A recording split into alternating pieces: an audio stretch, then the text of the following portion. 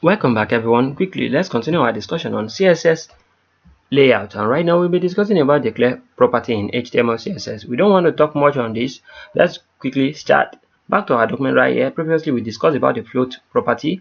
That's where we are able to control these div elements like this. We make them next to each other. You can check our CSS float playlist to be able to follow along easily. And right now we will be discussing about the CSS clear property. The clear, everything concerning the clear property, you can find it in our CSS clear playlist. So using this the clear property with any of our div element right here is going to jump to the bottom of the element that we specify float there. Now let's see our document. Here we are having our 1 2 3 4 5, this first, second, third and fifth element. We select them, we give them the same value, and we gave it all float left. That's why they all float to the left like that. They are aligned next to each other. And here is all the container, here is the container, and here is all the boxes, as you can see. And now say the third box right here, we select it using the CSS. We select the third box. Let's select the third box. We select the third box and we give it clear property, and we give it clear left. When we give it clear left, it's going to jump to the bottom of this place. Can you see when we reload? It jumped to the bottom of it, and it starts from the remaining the first paragraph from the left like this. Continue. Any element that follows this third element right here, they all jump along with it. They jump together. So let's say for instance now we don't have anything like clear left inside our third element. All our elements is going to align at one on one level like this. But let's say we want it to have like two levels. So that's when it's happened. Like maybe we don't want this fourth element and the fifth element right here. We don't want it to align at this top. We don't want them at the top. We want them at the bottom. That's when you will need the clear left. When you just specify clear left at this fourth element right here, it's just going to take any element that follows it, both of it. They are just going to jump to the bottom and continue at the next line. So let me show you this now. Let's give this one class of fourth, F-O-R-T-H, fourth. So let's reload our document now. Can you see when I reload, only the fourth and the fifth element jump to the bottom, they continue. Can you see? So any element that we add again is just going to be aligned like this on this straight line. Let me show you what is going to happen next. So let's say for instance I duplicate it, then just copy these two elements here, give it like this. So when I save my document now, you're going to see when I reload. Can you see? When I reload, can you see these elements, because they are having the same class name with this fourth and fifth name. Now let's change their own class name. Now let's change this to let's just give it fifth, sixth, seventh. We give this seventh,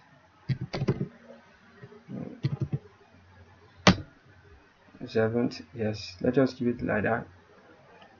Seventh. So I'm just counting like this. I don't know if I correct. So let's select 60. Right, we are selecting the sixth class, right? We can select the seventh also. Let's select the seventh class. The seventh, let's just select the class, comma, dot seventh, the seventh class. When I save my document and reload now, can you see? Now we are able to have this. Let me show you clearly. So as you can see now, this is so nice. Now we are able to see fourth, fifth, sixth and seventh. Let me change the name also so you guys can be able to see that we are correct. Sixth is right here, sixth right here, seventh is right here. So they are going gently. So and this is nice. Now can you see we are having first, second, third, fourth, fifth, sixth, seventh. Can you see? So because we have clear left in our fourth element, that's why this fifth, sixth, seventh, they follow the fourth element. So but let's say for instance now it's only we don't have the clear left in our fourth element. Let's say we have it in our sixth element only. Sixth element only. The seventh element is just going to follow it. Let's reload. Can you see? The sixth element and the seventh element follows. But let's say for instance we just want it in our second element.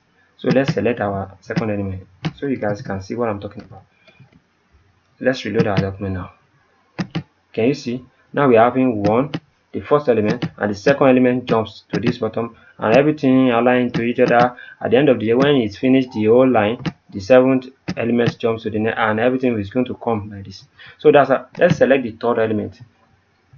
Let's select the third element so you can see. The reason why this jump to two lines is because it has occupied the remaining space, the normal full width of this screen right here. That's why the rest element jump to the bottom. So let's say we want it from the, let's say for instance now, because we want our document to look nice, we want it to look nice, maybe the fifth element, sixth and seventh, we want them to jump to the bottom from after this fourth element. Let's select the fifth element. Let's say dot fifth element. We give it what? I can do multi selection also so that I don't waste our time. Fifth element dot fifth element right here. When I reload now, you are going to see what will happen. Can you see? Now we are having second, third, fourth, and the fifth, sixth, seventh. Can you see? We are able to arrange our document the way we want. So let's say we want the second to come to the top, we just want the third, fourth at the bottom. Let's say the second come to the top, third, we can say T third and what? Can you see? Now we are having third and fourth. Yeah, because here we specify in the fifth element we specified float clear left. That's why it's at the bottom right here. So as you can see, we are able to rearrange our document the way we want. Our element the way we want because we are using the clear left. Now let me remove all this again. So you guys and give just number third, or let's give number third only. So you guys can see what I'm talking about. Now as you can see, only our third element, from our third element, any element that follow our third element, they follows it like this.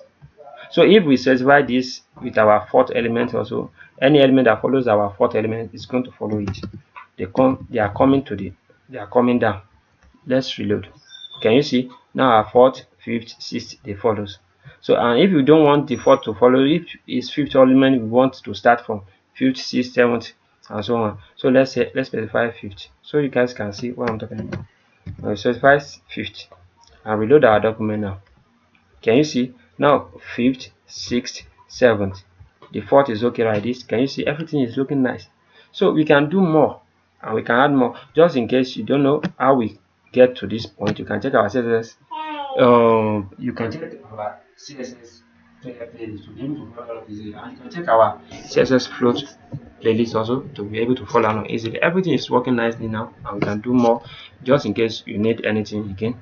So I think we are done for now. We are going to talk about this again in our next tutorial. And what akorede ayofe is my name once again. I wish to see you guys next time to the next tutorial. Peace and love. Have a great day. Thanks so much. Bye bye.